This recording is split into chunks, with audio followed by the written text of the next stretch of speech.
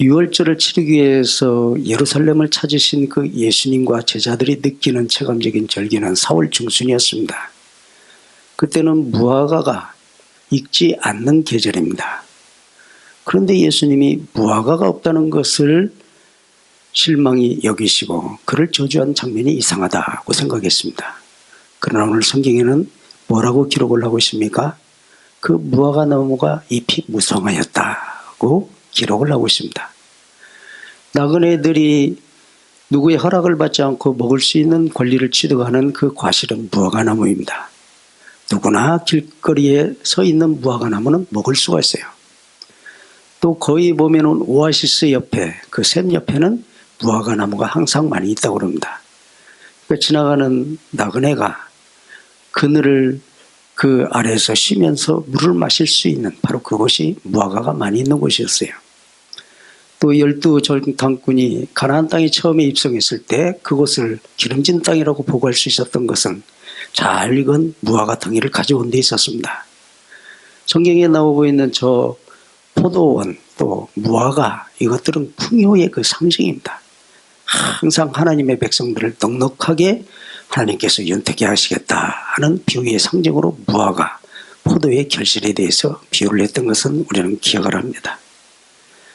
예수님이 아직 때가 되지도 않은 그 절기에 무화과 나무를 쳐다보시고 실망하신 이유는 무화과는 특성상 열매를 먼저 맺고 난 다음에 그 잎사귀를 맺게 되어 있습니다. 어찌되었든지 잎사귀가 무성하다고 하는 얘기는 열매를 달고 있다는 것을 전제로 하고 있기 때문에 당연히 계절을 떠나서 그 잎사귀를 달고 있는 그 자태로만 해도 열매가 있다는 것이 분명하였으므로 예수님이 찾은 것입니다. 그런데 잎사귀만 있었을 뿐 열매가 없었습니다. 여러분들이요, 여기에서 주시는 주님의 말씀의 교훈은 거기에 있습니다. 내용이 없다는 것이죠. 한마디로 무용지물이라는 것입니다. 무용지물인 것은 쓸데가 없다는 얘기입니다. 더군다나 하나님이 원하시는 그 아름다운 결실을 요구할 때 우리는 내용이 빈약한 것도 아니고 아예 없다고 할 것 같으면 이처럼 하나님의 실망을 받을 수 있다 하는 것을 교훈하고 있습니다. 무화과 나무가 곧 마른지라. 결국은 더 많은 사람들이 실망하기 전에 아예 말라 비틀어지게 만드신 그 주님의 섭리가 그 속에 포함이 되고 있습니다. 여러분들이요, 오늘날 성도를 쳐다보고 실망한다든지 교회를 쳐다보고 실망하는 것을 주님께서 언제까지 보아 넘기실 것 같습니까? 더 많은 사람이 실망하기 전에 주님의 저주는 어떻게 보면 시대적인 축복입니다. 할렐루야. 잎사귀만을 가지고 거칠애만을 가지고 너스레를 떨고 있는 종교의 그 외식주의를 경고하시는 말씀으로 받아 새기시기를 바라겠습니다. 기도에 대해서 말씀하셨습니다. 어떻게 이 무화과 나무가 말씀 한마디로 인해서 말라 죽을 수가 있습니까? 그렇게 제자들이 예수님께 물어보았을 때 해주신 말씀이었어요. 믿음으로 구하면 하나님께서 응답하신다 하는 말씀이었습니다. 기도의 중요한 요점입니다. 기도는 믿음이 전제되어야 됩니다. 할렐루야. 보통 사람들은 이 말씀을 쳐다볼 때 무엇이든지라고 하는 그 단어에 주목을 하고 있는데 정말로 주목해야 될 것은 믿음으로 하는 말입니다. 믿음으로 무엇이든지 구하면 이루리라. 이것이 기도의 능력입니다. 할렐루야. 우리가 세상에 있는 모든 것을 다 구하지는 않습니다. 왜 그렇습니까? 믿음이 아니기 때문에 그렇습니다. 저 산꼭대기에 있는 돌이 굴러서 내 앞에까지 굴러오라고 하는 주문은 나의 주문일 뿐이지 믿음은 아닙니다. 그러나 이 땅에 어떤 일도 산이 들려 바다에 던져지는 것, 이것은 불가능이라는 얘기죠. 불가능도 믿음으로 구하는 기도 안에서는 이루어진다 하는 말씀이었습니다. 믿으시기를 바랍니다.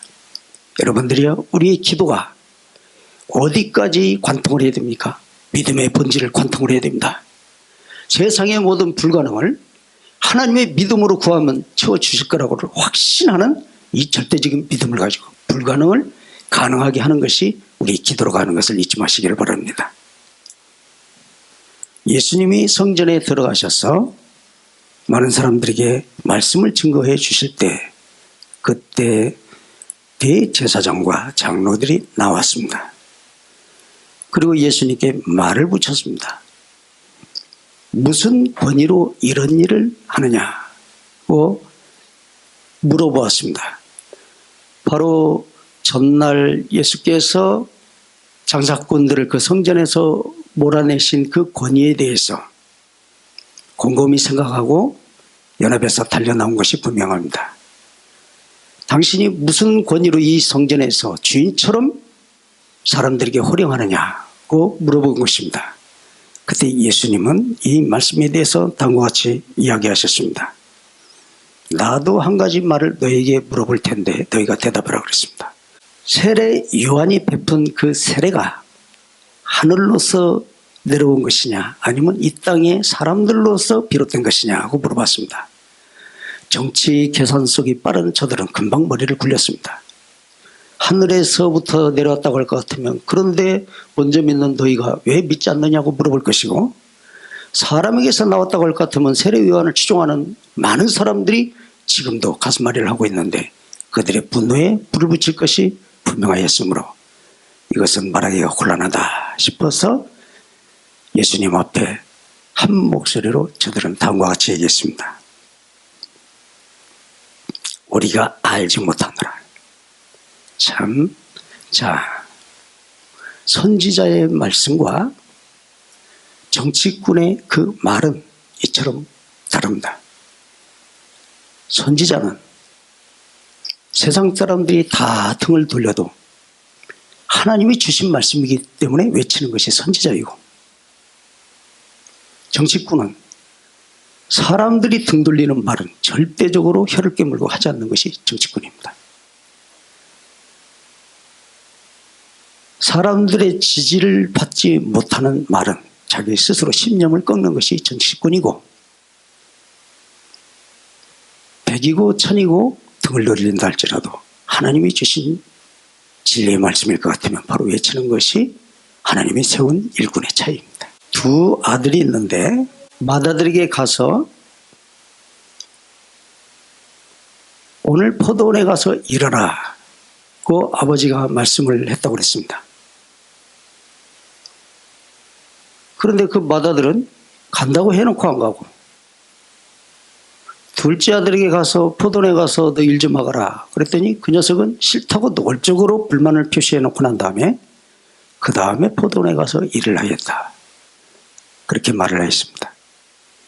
너희들 보기에 어떤 아들이 누가 아버지의 뜻을 실현한 아들이냐 그렇게 물어봤습니다. 그때 그들은 한 목소리로 여기에는 정치적인 계산이 들어갈 필요가 없었기 때문에 금방 대답했습니다. 둘째 아들입니다. 주님은 그 말씀을 붙들고 말씀하시기를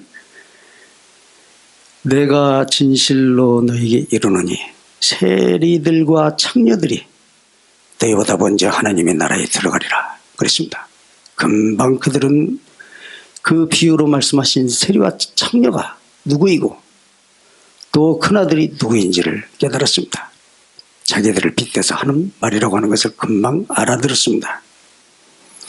요한이 의의 도로 너희에게 왔거늘 너희는 그를 믿지 아니하시되 세리와 창녀는 믿었으며 너희는 이것을 보고도 끝내 뉘우쳐 믿지 아니하였도다. 그들은 평상시에 죄 가운데 빠져 살았지만 세례 요한의 가슴이 불붙는 하나님의 심령을 깨우치는 이 말씀을 듣고 회개하지 않으면 죽는다는 것을 깨닫고 돌이켰는데, 너희는 이 세상의 가장 큰 기적인 세리와 창녀가 회개하고 돌아서는 것을 쳐다보면서도 마음이 강팍하 있으므로 너희들은 버림을 받을 것이다. 그렇게 말씀을 하셨던 것입니다. 믿습니까? 그렇습니다. 이 세상이 그 어떤 기적보다도 큰 기적은 돌이켜 주님을 믿는 사람의 그 마음이 변화되는 데 있습니다. 그러면 세리와 창기가 좋은 사람입니까? 아니면 대제사장들과 장로가 좋은 사람입니까? 분명히 여기에서는 세리와 창기지요. 그러나 세리와 창기의 믿음이 절대적인 믿음입니까? 그렇지 않죠. 그들은 구사일생으로 구원받은 그런 모습이었습니다. 그러나 그렇다 할지라도 성장하지 않는 믿음을 가지고 사람들 앞에 걸림돌이 되고 있는 장로들보다는 낫다고 얘기하신 것입니다. 오늘 본장의 말씀은 성장하지 않는 믿음은 죽는 것이다, 그렇게 말씀하신 것입니다. 가장 좋은 믿음은 처음부터 마지막까지 잘 믿는 믿음이죠. 그러나 처음에는 잘 믿는다고 하면서 뒤에 가서 이처럼 암초가 될 바에는 차라리 평생 죄 짓다가 뒤에 가서 깨닫고 돌이키는 세리와 장리가 더 낫다는 말씀입니다. 믿으시길 바랍니다. 오늘 저와 여러분은 과거에서 또 현재를 거쳐서 미래를 나아가고 있습니다. 세상은 여러 가지 변화가 있지만 우리에게는 특별한 변화가 있을 수가 없습니다. 다만 한 가지 기대하는 것이 있다면 어제보다는 오늘의 믿음이 더욱더 성숙해지고 깊어진다는 데 있습니다. 또 내일이면 좀 더 커지고 성숙되고 더 많은 사람을 끌어안는 그런 믿음으로 나아갈 줄을 믿습니다. 우리 빛의 교회가 그렇게 풍성한 그 믿음의 열매를 달고 잎사귀를 맺는 아름다운 무화과처럼 사람들에게 풍요의 상징으로 비춰지는 귀한 교회가 되기를 주의 이름으로 축원하겠습니다.